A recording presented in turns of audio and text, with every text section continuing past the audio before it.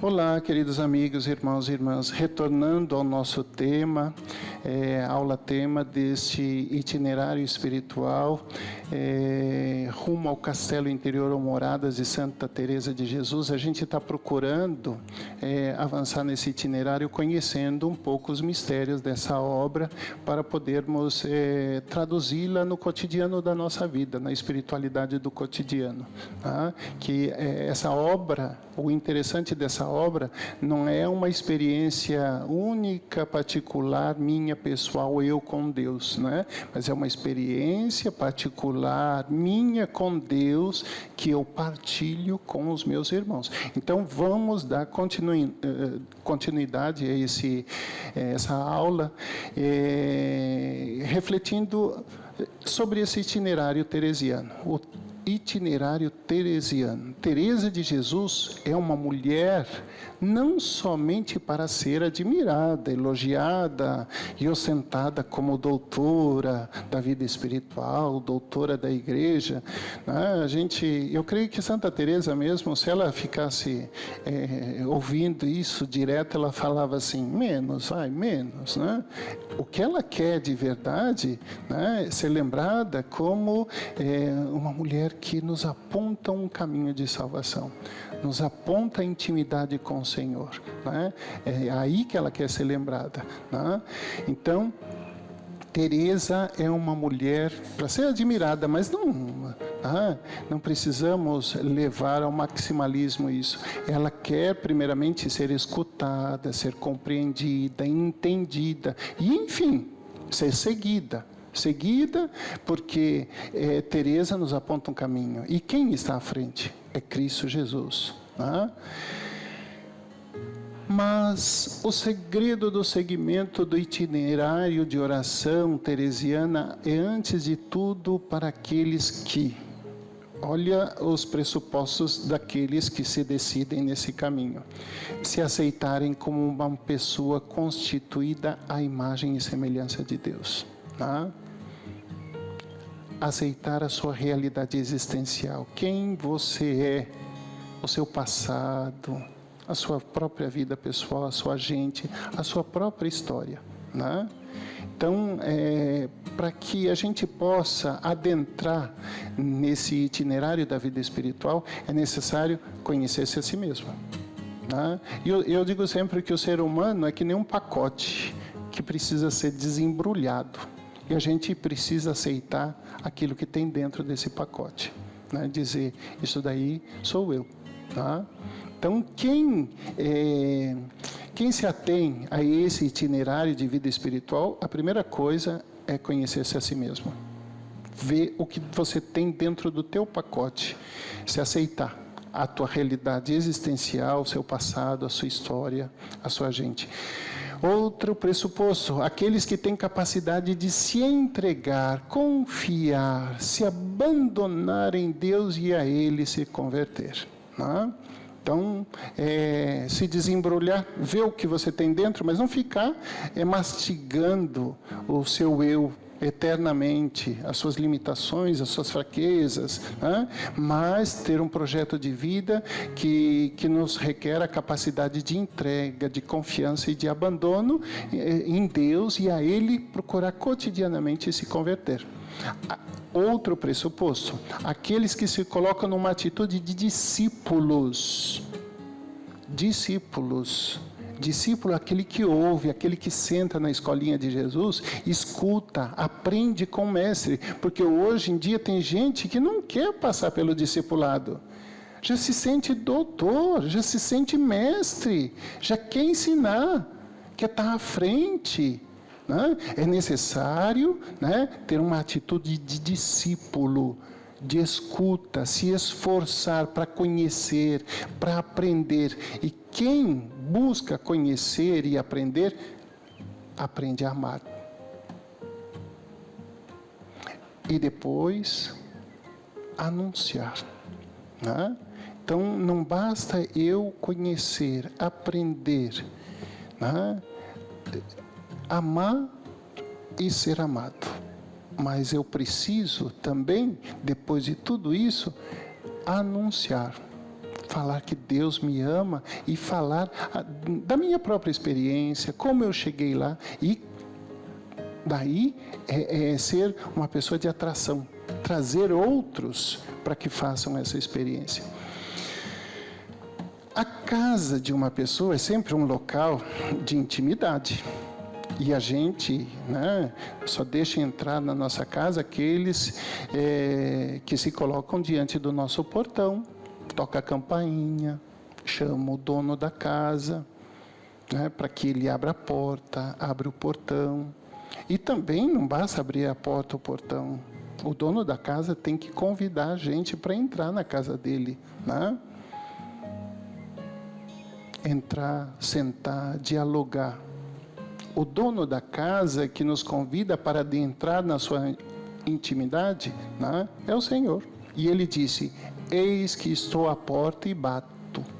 Assim como o Senhor se aproxima à porta do nosso castelo interior, né, bate à porta e deseja entrar, compete a cada um de nós sermos bons anfitriões de tão digna senhoria que nos visita em nossa morada, né?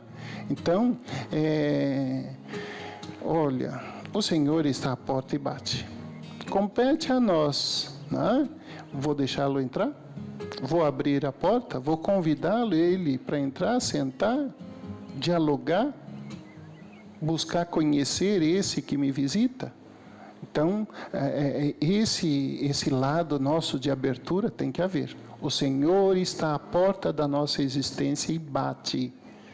Agora você pode manter a porta fechada, fazer de conta que não é com você, a campainha vai tocar, o cachorro vai latir, você não vai abrir a porta e o Senhor não vai entrar. Por quê? Você não foi anfitrião, você não foi receptivo. Estar às portas não quer dizer estar fora da intimidade, né? Então, a primeira coisa que nós precisamos, assim como o Senhor vem, o peregrino, né, esse Senhor que é peregrino, bate a porta da história, da nossa história, bate a porta e quer entrar na nossa casa, será que nós queremos também ir ao encontro como peregrinos e bater a porta da casa de Deus? E estar às portas não quer dizer, eu estou na porta do castelo ainda. Isso não quer dizer que você está fora do castelo. Pelo menos você fez esse movimento de saída, saiu de si, fez esse movimento de desinstalação. Você foi à porta do castelo e está batendo. Assim como o Senhor também faz esse movimento, Ele sai de si e vem ao nosso encontro. Eis que estou à porta e bato. Agora você também tem que fazer esse movimento de ida à porta da casa de Deus, à morada de Deus, à companhia de Deus. Estar às portas não é estar fora da intimidade, mas indica que algo te atraiu à porta. Está ali, você teve uma necessidade, alguma coisa te atraiu àquele lugar, te levou àquele lugar. Você buscou a companhia, estar na intimidade com o Senhor. Essa busca e encontro deve ser recíproca. Assim como você busca Deus, Deus também te busca. Assim como você bate a porta do castelo, esse mesmo Senhor bate a porta da tua morada existencial. O Senhor bate a porta da nossa existência e pede morada. Também nós devemos acolher tão grande Senhor em nossa alma. Não é só nós que queremos entrar no castelo, que é a casa do Senhor, mas é o Senhor primeiro que quer entrar no nosso castelo, que bate a porta e pede pousada em nós. Nós devemos acolher tão grande Senhor em nossa alma, para entrarmos também nós no castelo interior de Deus, que é a vida do seu Filho Jesus. E para isso é necessário. Vamos, para a gente entrar na vida divina, é necessário iniciar a nossa vida espiritual, sair de si, desinstalar-se. né? Ir ao encontro do Senhor. Né? Assim como o Senhor vem ao nosso encontro, Ele se desinstalou, né?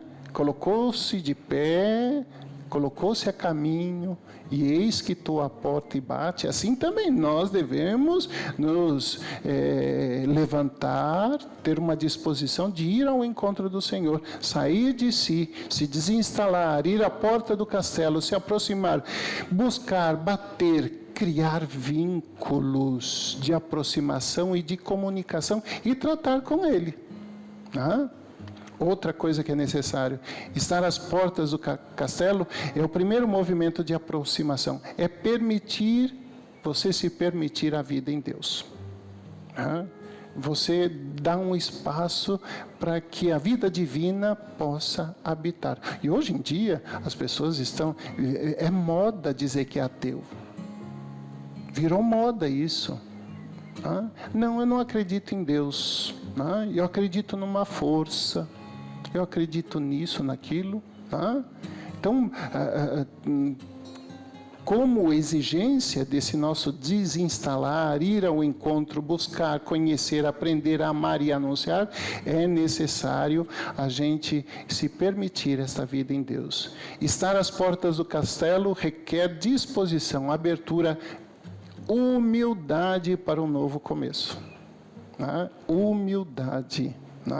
Não chegar com aquela pretensão de que, não, imagina, eu entrei, mas eu não vou, eu vou passar direto na primeira morada, na segunda eu vou falar com o chefe. Eu não quero subchefe, não quero mediações, eu vou direto com o chefe. Eu já ouvi muito isso na vida espiritual, não é? E esses aposentos, essas moradas, que cada morada tem o seu aposento, são as mediações que o Senhor nos coloca. Não que Ele seja, Ele queira que Ele é o intocável, ninguém inacessível. Isso daí é pedagógico para nós. Que o Senhor não gosta de ninguém com o nariz empinado, com um olhar altivo, prepotente. O Senhor ama os humildes. Talvez a gente até possa pular algumas moradas, porque o Senhor diz assim, vem mais para cima. Ele pode fazer isso para a gente. Mas que cada um, diante dos olhos do bom Deus, se analise muito bem, para não cair na vaidade. A vaidade espiritual é muito danosa. Situações que podem nos ajudar a nos aproximar do castelo. Somos todos convidados a viver a vida divina a partir do nosso batismo. É o grande sinal que nos marcou como convidados, porque uma coisa é você ser chamado, e outra coisa, diz que o Senhor chamou a todos e convidou alguns. Todos nós somos chamados pelo dom da vida, a render ação de graças a esse nosso Criador. Mas outros são convidados de uma maneira muito especial a fazer companhia a Ele. E essa especificidade desse nosso chamado é o batismo. Buscar a Deus de coração sincero no espírito das bem-aventuranças, da pequenez, da simplicidade, da pobreza, aquilo que eu falava, sem nariz empinado, sem olhar altivo. Outra coisa, é necessário ter o desejo de começar a orar. Quem quiser iniciar a vida de oração tem que ter essa predisposição de espírito para rezar. Estar em intimidade com Deus, porque descobrimos que Ele nos ama. Quem ama busca viver na presença da pessoa amada, participar e viver dos mistérios da fé que nós professamos. Então, a oração tem essa capacidade de atração, atrativa. Quem são os chamados a viver na presença de Deus? Quem deseja amar, conhecer e a servir o mesmo Deus? Quem deseja torná-lo conhecido e amado através do serviço apostólico? Quem busca conhecer a si mesmo? Quem entra num processo de uma constante conversão, né? Esse processo de uma constante conversão é a gente se manter na humildade, na pequenez, tá? E não cairmos no pecado da vaidade. Quem tem o desejo de uma perseverante vida de oração, porque a oração é a capacidade que nos dá de dialogar com Deus. Buscar o céu sem sair da terra. Tá? A oração tem essa capacidade. Tá? Entrar no castelo interior é a gente fazer essa experiência, tá, de buscar o céu sem tirar o pé do chão. Tá? A sociedade da época de Teresa de Jesus era envolvida em um intenso sentimento de aventura.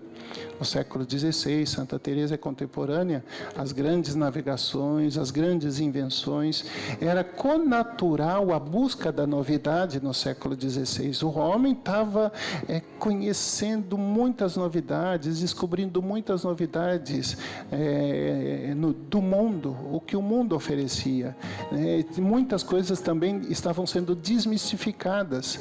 O desconhecido fascinava o homem do século XVI. O mistério de Deus absorvia o mistério do homem.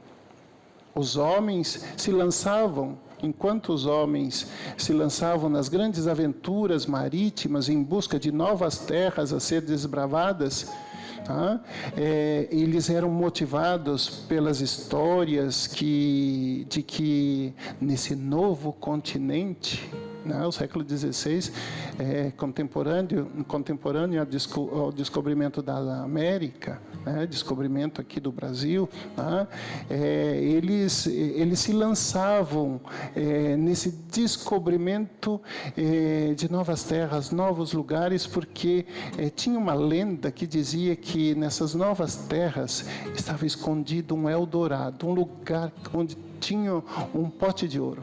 Era uma lenda, a gente sabe que isso não existia, né? Dizem até que isso foi inventado pelos índios para até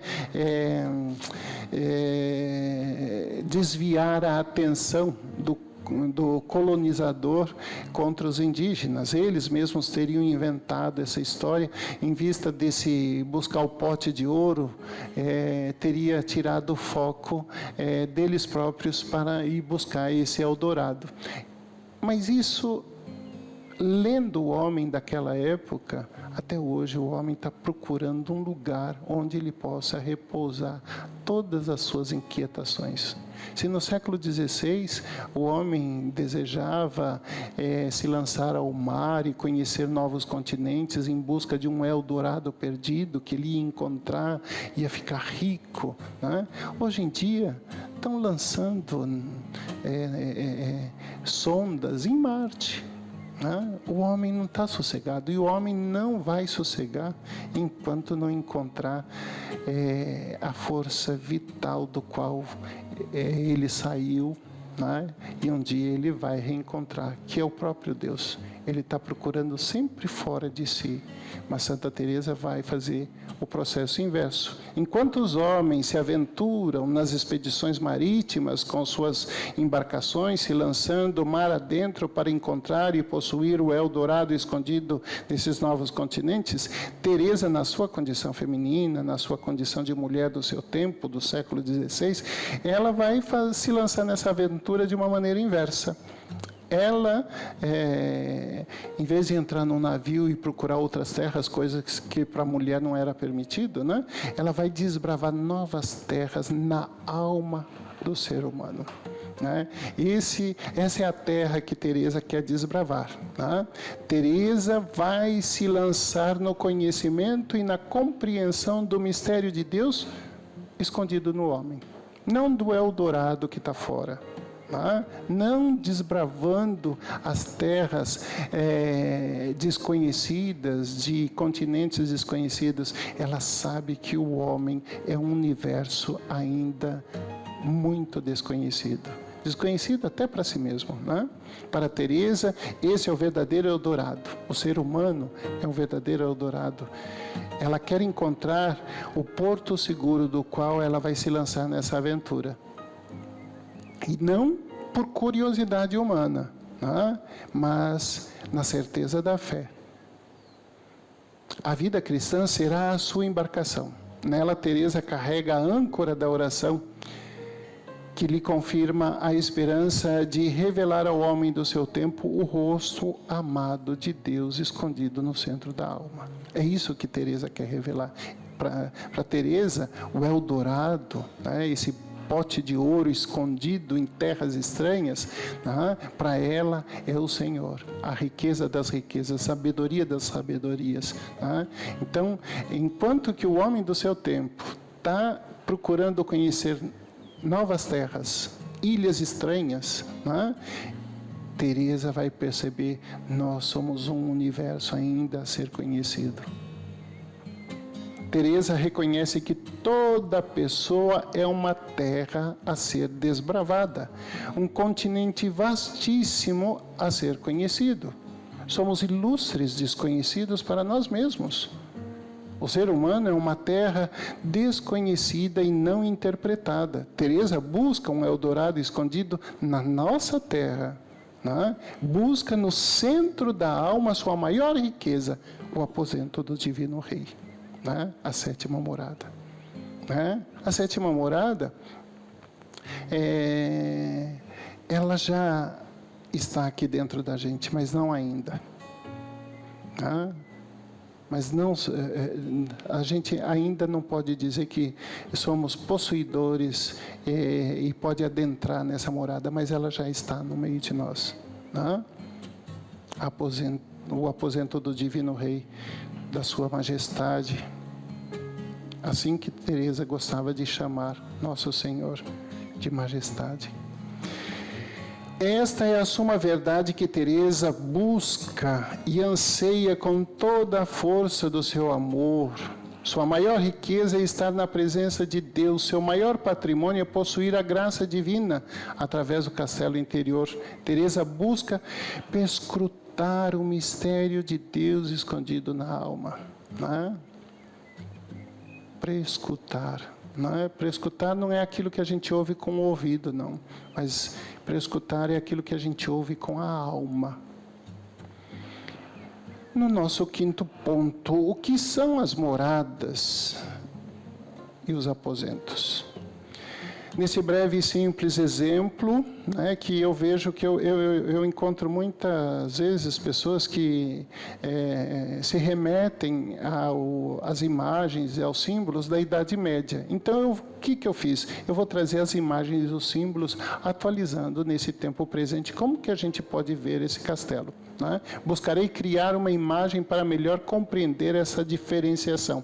Atualmente, os edifícios são divididos em andares. Cada andar possui um grupo de apartamentos. É assim que Teresa apresenta a constituição do castelo interior. Cada andar é uma morada. Né? Vamos então imaginar que o castelo interior, morada de Santa Teresa, é um prédio de 7 andares. Né? E cada andar tem os seus apartamentos. Cada morada tem os seus diversos aposentos. Né? Então, tem a primeira morada e os aposentos da primeira morada. Então, quer dizer, nós entramos no umbral, no pórtico, né? Na portaria desse edifício. Né? Então, foi aberto o portão, a gente entrou, a gente ficou no hall de entrada, ali, e o Senhor vai fazer-nos adentrar no primeiro andar desse edifício. E vai levar a gente a conhecer a nossa vizinhança. No primeiro andar, a gente vai entrar em cada aposento, cada apartamento. E cada aposento, cada apartamento é uma parte da nossa vida. É um conhecer-se a si mesmo. Né? Então, para adentrar neste edifício espiritual é necessário estar à porta do castelo, bater, chamar, para poder entrar no interior do edifício. Ao abrir a porta, cada pessoa escolhe o que é melhor, o que melhor lhe convém, né? Para subir aos andares. Né? Então, quer dizer, tem gente que sobe um andar de elevador. Né? Cada um vai aí ver as suas condições. Tem gente que gosta de subir de escada para fazer um exercício, né? Então, a Santa Teresinha mesmo, ela vai falar que ela, na sua busca de Deus, ela vai preferir um elevador, né? Então, nesse itinerário, cada um vai procurar suas mediações, do qual a sua própria constituição, né, possa ser possível de alcançar, né? Então, tem gente que vai subir as escadas, elas são mais cansativas, levam mais tempo, mas nos levam com segurança ao nosso destino. Outro meio para subir as moradas é o elevador, um meio muito eficaz da nossa também a ascensão a Deus. No tempo de Teresa de Jesus era muito comum grandes construções de edifícios, cujo estilo arquitetônico era conhecido como castelos ou fortalezas. Os possuidores dessas edificações eram geralmente pessoas de grande importância na sociedade da sua época. Essas construções eram onde se localizavam as residências dos reis, dos grandes senhores feudais. Essas edificações eram protegidas por grandes muralhas, torres e até um fosso com uma porta levadiça para evitar o avanço dos inimigos. Pairava sobre essas edificações a sombra do mistério que essas fortalezas, com seus numerosos aposentos, portas e torres, envolviam. Então, quer dizer, esse nosso itinerário é algo que nós estamos entrando no mistério de Deus. Né? Assim como essas grandes edificações, fortalezas da época de Santa Teresa tinham seus grandes mistérios, entrar nesse castelo interior ou moradas, nós vamos entrar no mistério do próprio Deus, e ele vai se revelando aos poucos. Teresa vai exemplificar a sua experiência de busca de Deus através da imagem enigmática deste edifício. O castelo, na realidade, é para Teresa a imagem do homem que busca o mistério de Deus escondido no mistério do homem. Então, o lugar da habitação, a casa, o castelo somos nós. É o mistério de Deus escondido no mistério do homem. Deus se esconde na nossa humanidade. E nós, para descobrirmos o mistério de Deus na nossa humanidade, devemos conhecer o mistério do homem. Por isso que eu colocava como um dos pressupostos, Santa Teresa coloca como um dos pressupostos para a gente atingir esse conhecimento de Deus, é conhecer-se primeiramente a si mesmo. Com essas figuras e imagens belíssimas, até poéticas, Teresa se lança na aventura de redescobrir o ser humano do seu tempo. O século XVI foi um tempo de grandes descobertas. Inventaram a bússola, o astrolábio, as caravelas, foi uma época de grande inovação da tecnologia. E a tecnologia deu segurança para o homem avançar no mistério da própria natureza. Mas ele estava conhecendo e desbravando o mistério da natureza visível, objetivamente falada, pensada, vista, tocada. Mas ele estava esquecendo que ele também faz parte dessa grande natureza. E Santa Teresa vai fazer esse processo de conhecer o interior do homem. Teresa se lança nessa aventura de redescobrir o ser humano do seu tempo. Teresa quer ajudar a nascer um homem espiritual para a igreja do seu tempo, auxiliado pela contribuição do movimento humanista que quer desbravar as novas terras do continente humano. Quer chegar aos céus do reino de Deus, onde se encontra escondido o verdadeiro Eldorado. Então, Teresa, auxiliada por essa corrente de pensamento do seu tempo, que é chamado de humanismo, né? Onde o homem se volta para ele mesmo, as suas capacidades interiores e exteriores. Né? Foi uma época de grande renovação cultural, né? Mas também não só a cultura, mas também a vida espiritual, a vida de fé. A vida da igreja estava passando por grandes mudanças. E Teresa, motivada por esse movimento cultural chamado humanismo, ela vai interpretar o humanismo a partir da teologia, a partir da experiência de Deus. Né? Porque ela sabe que essas novas tecnologias, as caravelas, o astrolábio, a bússola, está levando o homem a conhecer novos continentes. Agora, ela com essa nova teologia, nova maneira de interpretar o homem, ela quer conhecer, né, cada ser humano como um novo céu, uma nova terra. Na ótica de Teresa de Jesus, o ser humano é terra boa, é terra fértil, mas precisa ser trabalhada, arada, cuidada, para nela plantar e fazer nascer a esperança. Nesse sentido, Teresa de Jesus torna-se uma verdadeira precursora desse nascente humanismo cristão.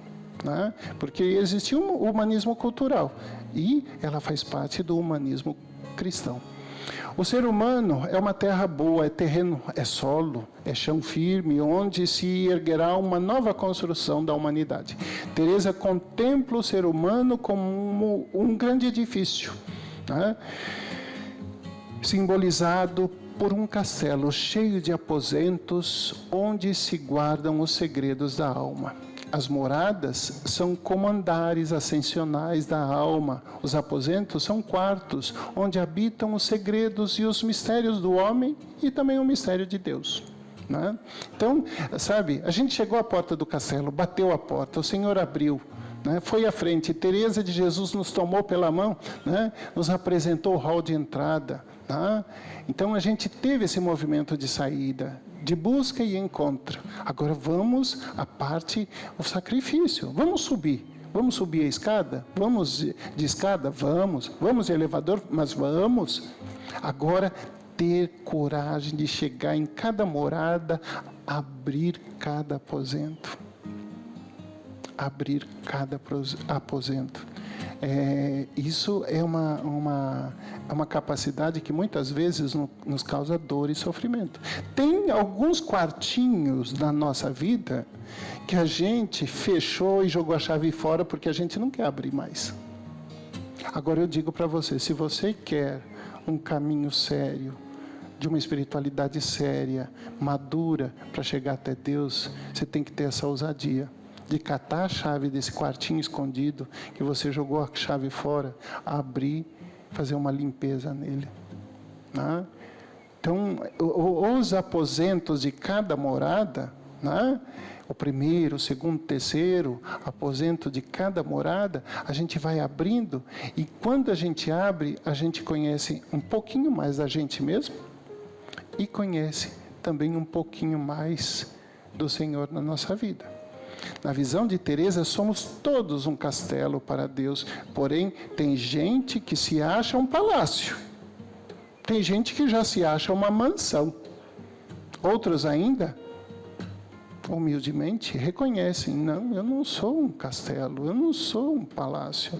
Eu sou um casebre, um barraquinho.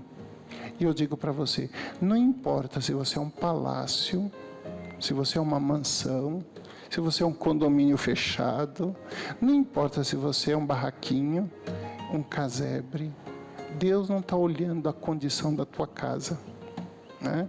Deus está olhando você. Não importa que tipo de construção somos, o importante é que tenhamos a certeza, Deus se dignou vir até nós, bate à porta da nossa morada e pede pousada, Ele quer entrar.